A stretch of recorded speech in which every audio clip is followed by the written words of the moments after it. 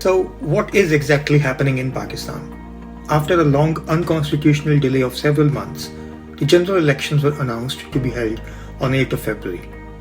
Pakistan's largest political party, Pakistan Tehreek-e-Insaf, which was already facing a massive crackdown on its leadership, workers, and the social media team, saw its candidates getting abducted, nomination papers snatched, seconders and proposers of the candidates abducted, nomination papers rejected on baseless claims, and more. However, the party and its supporters stood strong and managed to file the nomination papers for most of the seats.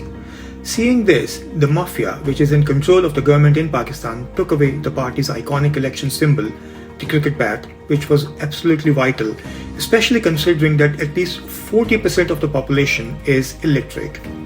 The criminal regime basically stopped Pakistan Tehreek-e-Insaf to participate in the elections as a political party and instead forced the candidates to contest as independents and allotted them dozens of complicated election symbols like water turbine, goat, brinjal, etc. Even then, the party accepted the challenge and for 2 weeks ran aggressive social media campaigns on several social media platforms to communicate to 120 million voters in 266 constituencies about the respective candidate's name and election symbol for the National and Provincial Assembly and to mobilize the voters. Due to the severe illegal restrictions on PTI, the party was not allowed to hold any election rallies, so the party held online jalsas or gatherings to motivate their supporters. On the election day, against all odds, Pakistanis broke the shackles of fear and turned out in huge numbers to vote PTI. Despite the deliberate long delays at polling stations, people still waited patiently to cast their votes. Many were unable to vote as they were still in the long queues when the voting time ended.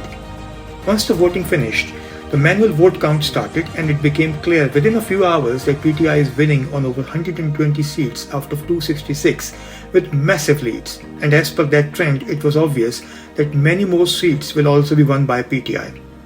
So around 11 p.m., the police and military took over the polling stations, and the results from polling stations came to a halt. The security agencies forced the polling agents out of the polling stations. However, by that time, the polling agents of PTI had obtained the Forms 45 from most of the stations and had them secured. Form 45 is basically the official result from each polling station, which is signed and stamped by the returning officer. Before the results were stopped, on many critical seats, PTI was winning with the margins of 40,000 to 90,000 votes, and that was a tally of more than 60 to 70% polling stations. But by next morning, the results were altered, and the same candidates were made to lose with the big margins. Since PTI had the Forms 45, so they started compiling the data, and that's when the major discrepancies started to emerge, revealing the industrial scale rigging. In every constituency, there are around 200 to 300 polling stations.